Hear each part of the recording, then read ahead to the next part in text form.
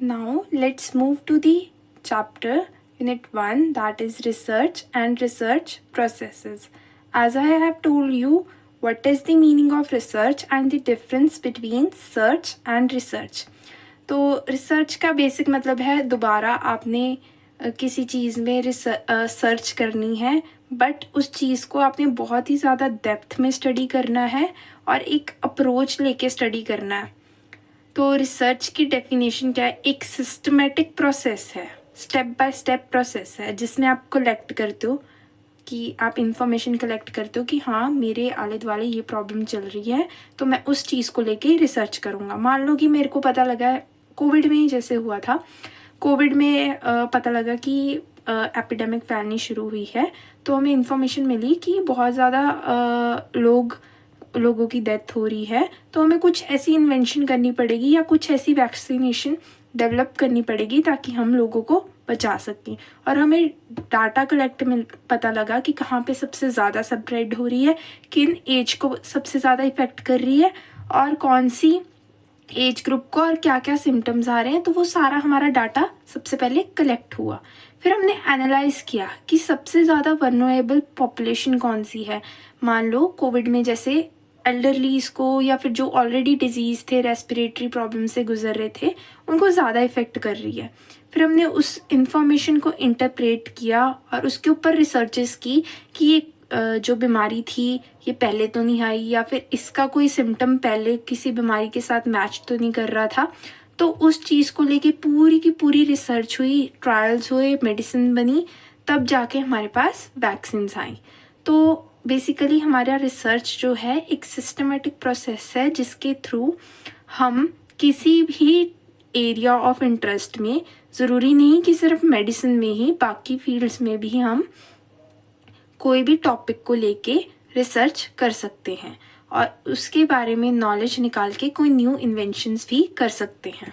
तो सबसे पहले हम इसमें पढ़ेंगे पर्पस क्या होता है रिसर्च का, हम करने क्यों चाहते हैं कि रिसर्च क्यों हो.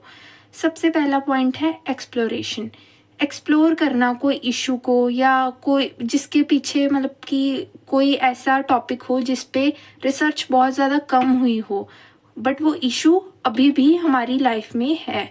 तो एक्सप्लोर करने के लिए कोई एरिया को या इशू को, ताकि हमारे पास नई नॉलेज मिल सके, हमें पता लग सके कि कोई नई कॉन्सेप्ट्स हैं, कोई नई नॉलेज है उस रिलेटेड एरिया में, तो वो रिसर्च के थ्रू हमें पता चलती है. स्पेकुलेशन, स्पेकुलेट का मतलब क्या होता है? फ्यूचर प्रिडिक्ट करना, यानी फॉर्मिंग आइडियाज़ या ओपिनियंस या हाइपोथेसिस बनाना कि जो हमारे पास करंट नॉलेज है तो उसका एक हमने आइडिया बना लिया कि हाँ हमारे पास ये नॉलेज है, तो उसके बेसिस पे हमने एक हाइपोथेसिस बना ली और फिर उस हाइपोथेसिस का इम्पैक्ट हमारे फ्यूचर में क्या आएगा. फिर है डिस्क्रिप्शन, यही कि हमें न्यू नॉलेज मिलेगी. रिसर्च इसलिए होती है, हमें न्यू नॉलेज मिलेगी, न्यू आइडियाज़ मिलेंगे, तो वो हमें क्या करेंगे? एविडेंस प्रोवाइड करेंगे ताकि हम बेटर केयर प्रोवाइड कर सकें. एक्सप्लेनेशन, ये जो रिसर्च है बेसिकली कोई फिनोमिना क्यों हो रहा है, किस चीज़ के लिए हो रहा है, उसको एक्सप्लेन भी करती है ताकि हमारी प्रैक्टिसेस इम्प्रूव कर सकें. प्रिडिक्शन का मतलब क्या होता है? फ्यूचर के आउटकम्स प्रिडिक्ट करना, जो करंट डाटा है उसके ऊपर रिसर्च करके. हमें किसी टॉपिक के ऊपर पता लगा, अब जैसे हमारे पास एग्जाम्पल ही ले लो कि हमें पता लगा था कि हाँ कोविड आया है, कोविड के इतने केसेस हैं, तो हमने फ्यूचर प्रिडिक्ट किया कि अगर हम इसके ऊपर कोई मेडिसिन नहीं बनाएंगे या कुछ न्यू इन्वेंशन नहीं करेंगे कोई मेडिसिन की, तो आने वाले आउटकम्स जो हैं बहुत ज़्यादा डेंजरस होंगे, डेथ रेट इंक्रीज़ हो जाएगा. इवैल्यूएशन, इवैल्यूएट या टेस्ट करना हाइपोथेसिस को जो हमने रिसर्च करके बनाई है. रिसर्च का मतलब ही ये होता है कि हमने कोई न्यू स्टेटमेंट बनाई है या न्यू इनोवेशन किए हैं, हमने उसको टेस्ट किया कि वो इफ़ेक्टिव है या नहीं इफ़ेक्टिव. अब हम पढ़ेंगे टाइप ऑफ रिसर्चेस. रिसर्चेस किन टाइप्स की हो सकती हैं. तो रिसर्च बेसिकली हमारी किन किन बेसिस पे डिवाइड होती है? पर्पस या एप्लीकेशन के बेसिस पे, इंफॉर्मेशन कौन सी है, नेचर ऑफ स्टडी क्या है, टाइम क्या है, कंट्रोल है या नहीं है. तो पर्पस या एप्लीकेशन, अगर आप कोई रिसर्च कर रहे हो तो उससे सिर्फ आपकी नॉलेज ही बढ़ रही है, हमें कोई न्यू नॉलेज ही मिल रही है, बट उसका कोई वैलिड एप्लीकेशन नहीं है। मतलब मैंने कोई रिसर्च की कि हाँ मुझे पता लगा कि हैंड हाइजीन से इन्फेक्शन प्रिवेंट होती है, वो मैंने सिर्फ नॉलेज इंक्रीज़ की है, बट मैंने उसे अगर अप्लाई ही नहीं किया तो वो अप्लाइड में नहीं आएगी, वो प्योर रिसर्च आएगी कि सिर्फ मैंने डिस्क्राइब किया, मैंने सिर्फ उसकी नॉलेज ही इंक्रीज़ की है। बट अगर मैं वही चीज़ रियल वर्ल्ड प्रॉब्लम में ले आऊँ कि मैं हैंड हाइजीन करूँ, करके देखूँ कि हाँ मुझे पता लगता है कि इन्फेक्शन रुक रही है या नहीं रुक रही, तो वो हो गया अप्लाइड। अब जैसे यही है एग्जाम्पल के तौर पे, एक और एग्जाम्पल है कि प्योर में जैसे आ गया कि हमें पता लगा कि ये बैक्टीरिया रेजिस्टेंट है एंटीबायोटिक को लेके, बट इसकी कोई एप्लीकेशन नहीं थी, बट इसमें हमने कोई न्यू ड्रग ली, उसको टेस्ट किया कि वो बीपी को कंट्रोल कर रही है या नहीं कर रही, तो ये आ गया अप्लाइड में। देन इंफॉर्मेशन के बेसिस पे दो तरीके से आती है, क्वांटिटेटिव, क्वालिटेटिव। क्वांटिटी का मतलब क्या होता है, जो नंबर्स या स्टैटिस्टिक्स जो मेजरेबल हो। क्वालिटी का मतलब क्या होता है, जो सिर्फ डिस्क्रिप्शन या एक्सपीरियंसेस दे, इसमें नंबर नहीं आते, ये सिर्फ पर्सन के एक्सपीरियंसेस या डिस्क्रिप्शन या फीलिंग्स को ही एक्सप्रेस करता है। नेचर ऑफ स्टडी के बेसिस पे हमारी रिसर्च जो है डिस्क्रिप्टिव हो सकती है या एनालिटिक हो सकती है। डिस्क्रिप्टिव में क्या होता है, सिर्फ आपने डिस्क्राइब किया क्या करेक्टरिस्टिक्स थे पॉपुलेशन के, क्या सिचुएशन थी या क्या प्रॉब्लम्स थी, क्या आपने टेस्ट किया, क्या रिजल्ट्स थे, सिर्फ डिस्क्राइब किया उसमें, बट इसमें आपने टेस्ट नहीं किया कि मेरी हाइपोथेसिस जो थी वो सही थी या गलत थी। एनालिटिक में क्या होता है कि आप एक्सपेरिमेंट करते हो, हाइपोथेसिस सही थी या नहीं थी, और रिलेशनशिप्स देखते हो वेरिएबल्स के बीच में कि आपस में इंडिपेंडेंट और डिपेंडेंट वेरिएबल में क्या रिलेशनशिप है। देन हमारी टाइम के बेसिस पे थी cross sectional and longitudinal. Cross sectional जो एक ही पॉइंट ऑफ टाइम पे की जाए, लॉन्गिट्यूडनल जो सालों साल चलती है। फिर कंट्रोल आप रिसर्च में क्या है कि रिसर्च पे आपका कंट्रोल है, यानी एक्सपेरिमेंटल है या नॉन एक्सपेरिमेंटल है। एक्सपेरिमेंटल में क्या है कि आप वेरिएबल्स को मैनिपुलेट कर सकते हो, बट नॉन एक्सपेरिमेंटल में सिर्फ आपको ऑब्जर्व करना होता है और वो जो ऑब्जर्वेशन से हमारी इंफॉर्मेशन आती है वो राइट करनी होती है, इंटरवेंशन नहीं देनी होती इसमें कोई, बट एक्सपेरिमेंटल में इंटरवेंशन भी साथ में दी जाती है। नर्सिंग में रिसर्च का क्या रोल है, हम नर्सिंग में रिसर्च क्यों करते हैं। रिसर्च नर्सिंग में इसलिए की जाती है ताकि हमें न्यू नर्सिंग केयर के आइडियाज़ या हम कौन सी नई इंटरवेंशन कर सकें ताकि हमारी जो नर्सिंग की केयर है वो इम्प्रूव हो सके और पेशेंट की हेल्थ केयर वो भी इम्प्रूव हो सके। तो बेसिकली नर्सिंग में हम नर्सिंग रिसर्च होती क्या है। नर्सिंग रिसर्च एक सिस्टमेटिक एंड साइंटिफिक प्रोसेस है जिसमें प्रॉब्लम्स डिस्कस की जाती हैं, स्टडी की जाती हैं, प्रैक्टिसेस देखी जाती हैं और न्यू नॉलेज जनरेट की जाती है रिलेटेड टू केयर, एजुकेशन या एडमिनिस्ट्रेशन। केयर यानी केयर से क्या होगा, पेशेंट का आउटकम इम्प्रूव होगा। एजुकेशन से स्टूडेंट्स जो नर्सिंग स्टूडेंट्स हैं उनकी नॉलेज बढ़ेगी। एडमिनिस्ट्रेशन से क्या होगा, क्वालिटी ऑफ केयर जो है इम्प्रूव होगी, coordination between the nursing sisters and incharge वो इम्प्रूव होगी। देन पर्पस क्या होता है नर्सिंग रिसर्च का नर्सिंग में, तो मैंने बताया कि पेशेंट की केयर इम्प्रूव होगी, सेफ्टी इम्प्रूव होगी, प्रैक्टिसेस एंड प्रोसीजर्स इम्प्रूव होंगे और एविडेंस बेस्ड प्रैक्टिस प्रोवाइड करेगा। अगर हम कोई भी इंटरवेंशन करते हैं तो हमारे पास एविडेंस होगा उसका, क्योंकि रिसर्च ऑलरेडी हो चुकी है, वो हमें एक एविडेंस प्रोवाइड करेगी कि हाँ ये प्रैक्टिस इस चीज़ में काम आएगी। देन नई नर्सिंग इंटरवेंशन या new knowledge related to nursing वो प्रोवाइड करेगी रिसर्च। एजुकेशन और ट्रेनिंग इम्प्रूव करेगी और पॉलिसी और डिसीजन मेकिंग, ये जो एडमिनिस्ट्रेशन का पार्ट है वो इम्प्रूव करेगी। Now we will discuss about what are the characteristics of a good research. एक अच्छी रिसर्च कब मानी जाएगी कि हमारी रिसर्च जो है वो अच्छी है। वैसे तो रिसर्च सारी ठीक होती हैं, मतलब कि आपको जिस भी टॉपिक पे करनी है वो आप कर सकते हो, बट हमें रिसर्च इस तरह करनी है कि उस रिसर्च का कोई मतलब हो। ऐसे नहीं कि हमने थीसिस बनाई और रख दी साइड पे, बट वो रिसर्च जो बनाई है, जो हाइपोथेसिस बनाई है, जहाँ या हमने कोई नई इंटरवेंशन प्रोवाइड की है, उसका कोई पेशेंट को डायरेक्टली कोई हेल्प मिले, कुछ यूज़फुल हो, वेस्टफुल ना हो, यूज़फुल होनी चाहिए हमारी रिसर्च। तो मेन पॉइंट हमारा रिसर्च का यही आएगा, वो यूज़फुल होनी चाहिए, वेस्ट नहीं होनी चाहिए। तो सबसे पहला करैक्टरिस्टिक्स है वो है क्लैरिटी एंड स्पेसिफिसिटी। क्लैरिटी मतलब कि हम कोई रिसर्च कर रहे हैं, हम कौन से टॉपिक पे कर रहे हैं, कौन से एरिया पे करना चाहते हैं, या किस पेशेंट को हम प्रोवाइड करना चाहते हैं, और क्या क्या हमारे ऑब्जेक्टिव्स होंगे, क्या क्वेश्चन है, वो सब हमें क्लियर होना चाहिए रिसर्च स्टार्ट करने से पहले। स्पेसिफिक होनी चाहिए, किसको देनी है, क्यों देनी है, तो वो सब हमें पहले ही पता होना चाहिए कि हमें पूरा मान लो मैंने केएमसी की एजुकेशन प्रोवाइड करनी है मदर्स को, तो मेरा स्पेसिफिक टारगेट क्या है, मदर्स, और मुझे क्या प्रोवाइड करना है, केएमसी प्रोवाइड करनी है रिलेटेड टू चाइल्ड, और उसका क्या बेनिफिट्स होंगे, क्या मेरे ऑब्जेक्टिव्स हैं, और मैं क्यों करना चाहती हूँ। तो मेरी क्लैरिटी एंड स्पेसिफिसिटी है। फिर सिस्टमेटिक अप्रोच क्या होती है, एक गुड रिसर्च के अंदर जो है वो सिस्टमेटिक अप्रोच यूज़ होती है। यानी ऐसे नहीं कि मैंने आज रिसर्च की हाइपोथेसिस बनाई, कल जाके इंटरवेंशन दे दी, परसों जाके डाटा कलेक्ट कर लिया। एक सिस्टमेटिक अप्रोच होती है, एक सिस्टमेटिक सीक्वेंस और ऑर्गेनाइज्ड प्रोसेस है, जिसके अंदर सबसे पहले मुझे प्रॉब्लम पता होगी, फिर मैं उसकी हाइपोथेसिस बनाऊंगी, मैं अपने टूल्स वैलिडेट कराऊंगी, फिर उसके बाद मैं जाके इंटरवेंशन दूंगी, फिर डाटा कलेक्ट होगा, मैं उसको एनालाइज करूंगी, कंक्लूड करूंगी, टेस्ट करूंगी अपनी हाइपोथेसिस सही थी या गलत थी। तो एक चेन ऑफ सीरीज़ है जो मेरे को स्टेप बाय स्टेप फॉलो करनी है। ये नहीं कि मैंने पहला स्टेप लिया और लास्ट में सीधा डायरेक्ट एनालिसिस पे पहुंच गई। तो सिस्टमेटिक अप्रोच है। फर्स्ट था clarity and specificity, then systematic approach, logical and objective. जो रिसर्च है हमारी लॉजिकल रीजनिंग पे डिपेंड होती है, यानी जो रिसर्चर है वो क्या सोचता है, उसकी कितनी क्रिएटिविटी है कि वो न्यू नॉलेज और न्यू आइडियाज़ या न्यू प्रॉब्लम्स जनरेट कर सके।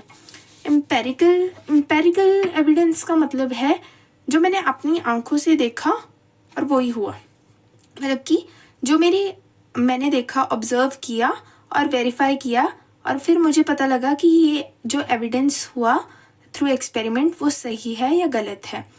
कि अगर मैं देख रही हूँ कि फीवर पेशेंट का राइज हो रहा है, तो मैं पहले थर्मामीटर लगाऊंगी, और तो मैं देखूंगी कि हाँ, अगर थर्मामीटर की रीडिंग बढ़ी हुई है, वो मेरी ऑब्जर्वेशन होगी, तो वो एम्पेरिकल एविडेंस है, वो थर्मामीटर जो है एम्पेरिकल एविडेंस है कि हाँ, ये पेशेंट का फीवर बढ़ा हुआ है। तो ये मतलब होता है एम्पेरिकल एविडेंस का। रेप्लिकेबिलिटी मतलब क्या है कि जब भी रिसर्चर कोई रिसर्च प्रोड्यूस करता है या स्टडी देता है, तो अगला जो बंदा है, अगर मैं सेम टॉपिक पे रिसर्च करना चाहती हूँ, तो सेम कंडीशंस या सेम उसके बेसिस पे, तो मेरे पास जो रेप्लिकेबल, जो उसने पहले रिसर्च कर रखी है और सेम रिसर्च मैं करूँ अंडर सेम कंडीशन, तो मेरे रिजल्ट भी सेम आने चाहिए। ये नहीं कि उसके कुछ अलग आ रहे हैं और मेरे कुछ अलग आ रहे हैं, बट सेम कंडीशन है, तो रेप्लिकेबल होनी चाहिए।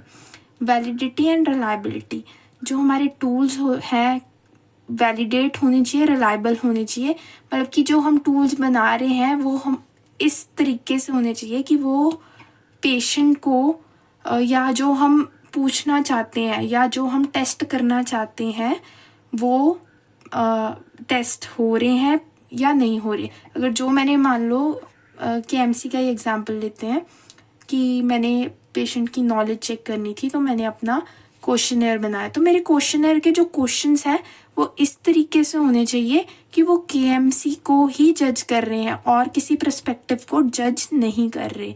तो वैलिडेट होने चाहिए, रिलायबल होने चाहिए। एथिकल कंडक्ट है कि एथिकल स्टैंडर्ड्स जो हैं बेसिकली आपके फॉलो करने चाहिए। ह्यूमैनिटी या एनिमल्स को नुकसान नहीं पहुंचाना, ऐसी कोई रिसर्च नहीं होनी चाहिए। ओरिजिनलिटी मतलब कि हमारी जो रिसर्च है वो ये ना हो कि जो प्रीवियसली जो ऑलरेडी रिसर्च हो रखी है सेम कॉपी पेस्ट करके हमने दे दी, जो यानी डुप्लीकेशन होगी वही स्टडी की, हमने कोई नई नॉलेज या कुछ कंट्रीब्यूशन दिया ही नहीं, तो वो किसी टाइप की रिसर्च नहीं हुई। तो अगर हम कोई टॉपिक प्रीवियसली उठाते हैं और हमें लगता है कि इसमें ये कमी थी या कुछ है, हम न्यू आइडिया जनरेट करना चाहते हैं, तो वो उस न्यू रिसर्च में आना चाहिए, चाहे वो सेम ही कंडीशन हो।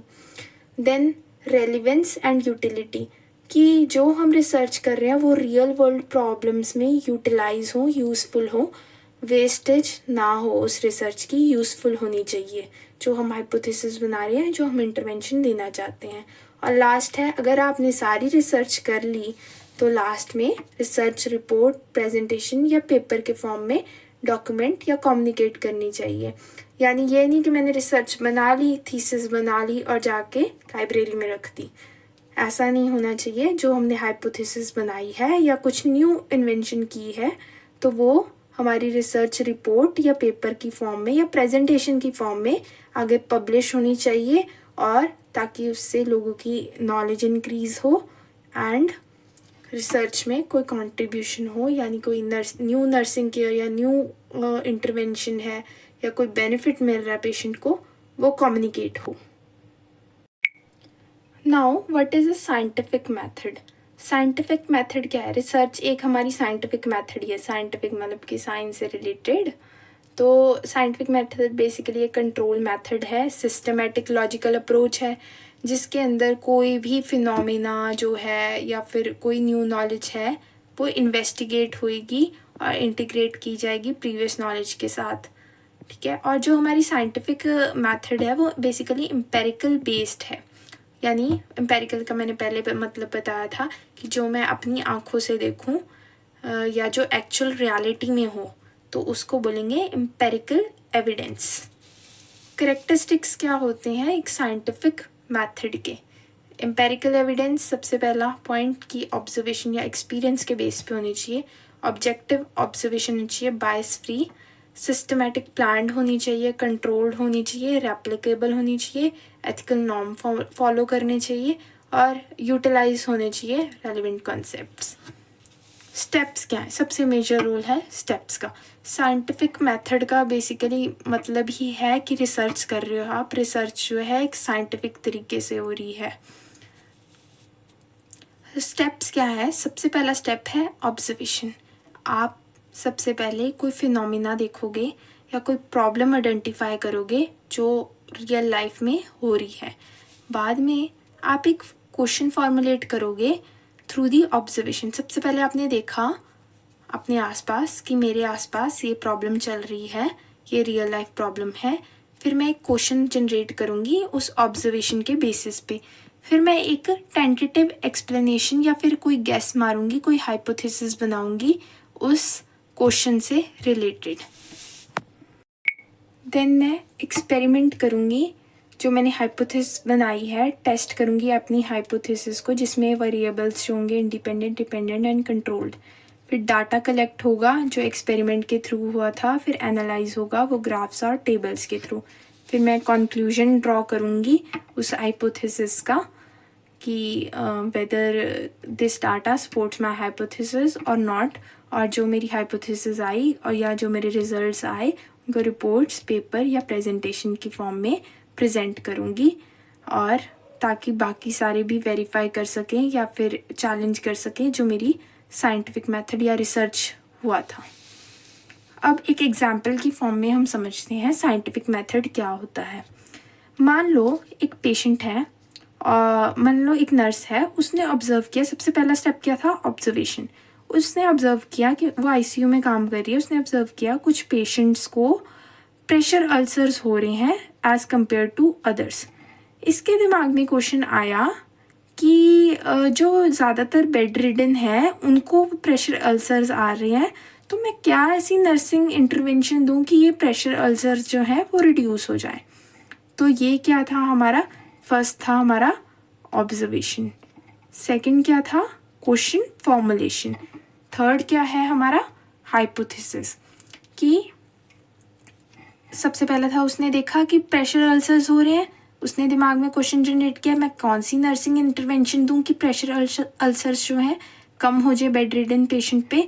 तो उसने हाइपोथेसिस बनाई, if bedridden patients are repositioned every 2 hours, then the incidence of pressure ulcers will decrease compared to the patients repositioned every 4 our Lee.